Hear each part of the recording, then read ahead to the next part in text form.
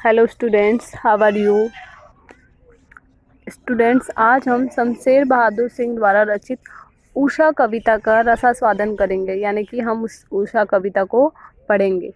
ठीक है, देखिए जैसे लिखा है।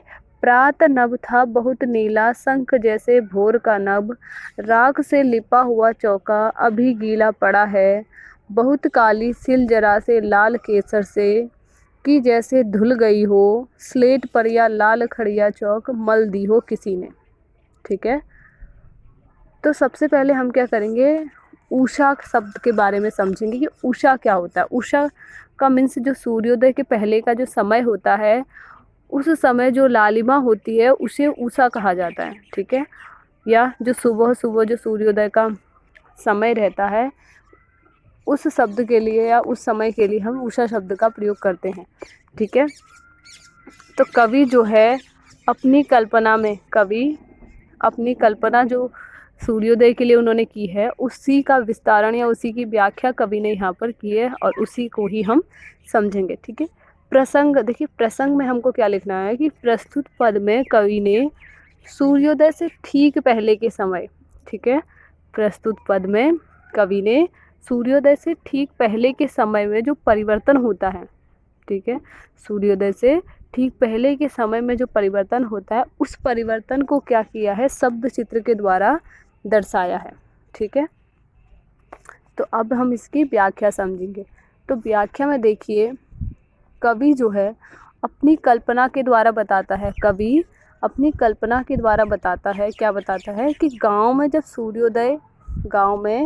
सूर्योदय से पहले का जो आकाश होता है वो किसकी तरह दिखाई देता है, एक नीले शंख के जैसे दिखाई देता है। ठीक है, किसकी तरह दिखाई देता है, एक नीले शंख के समान दिखाई देता है। ठीक है, अर्थात जो सूर्योदय से पहले जो आकाश रहता है वो किस प्रकार का दिखाई दे रहा है, वह ऐसा लग रहा है जैसे किसी ने राख से चौका अभी अभी लिप दिया हो।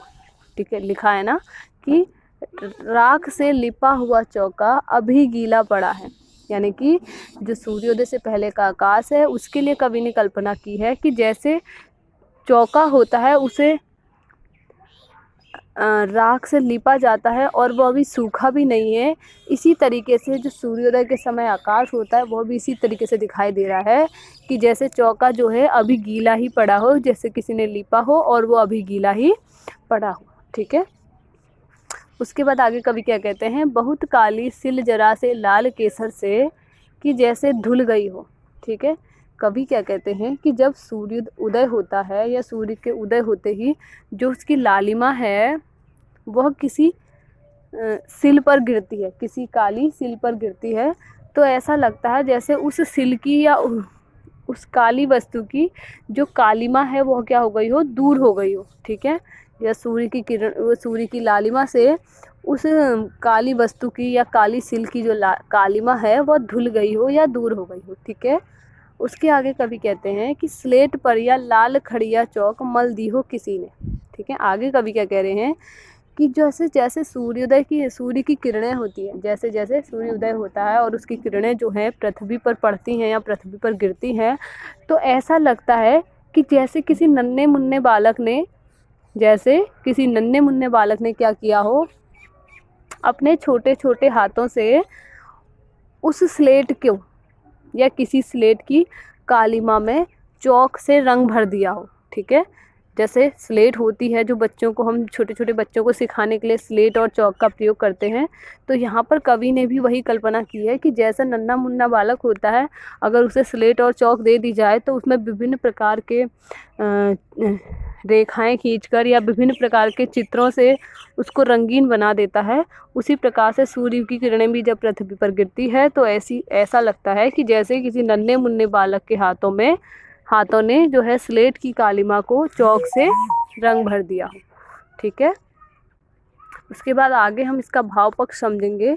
तो भाव पक्ष में कवि ने जो है गांव में होने वाली सुबह का अलौकिक वर्णन किया है। ठीक है, गांव में होने वाली सुबह का अलौकिक वर्णन किया है। ठीक है, अपनी कल्पना से, जैसे उन्होंने कल्पना की है कि नभ को, अपनी कल्पना से उन्होंने क्या बताया है, नभ यानी कि आकाश को क्या बताया है, राख से लिपा हुआ चौका बताया है। ठीक है, उन्होंने अपनी कल्पना से आकाश को राख से लिपा हुआ चौका बताया है। उनकी इस बात ने जो है कविता में सौंदर्य उत्पन्न कर दिया है। ठीक है, उनकी इस बात ने कविता में सौंदर्य उत्पन्न कर दिया।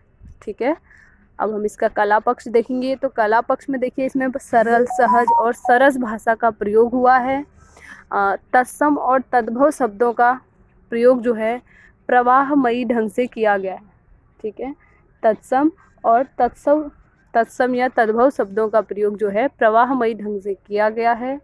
प्रातः नभ था बहुत नीला शंख जैसे, प्रातः नभ था बहुत नीला शंख जैसे, इस वाक्यांश में जो है उपमा अलंकार का प्रयोग किया हुआ है। ठीक है, इस वाक्यांश में उपमा अलंकार का प्रयोग किया गया है। सुबह के वातावरण का जो है सुंदर चित्रण किया गया है। सुबह के वातावरण का सुंदर चित्रण यहाँ पर कवि ने किया है। ठीक है।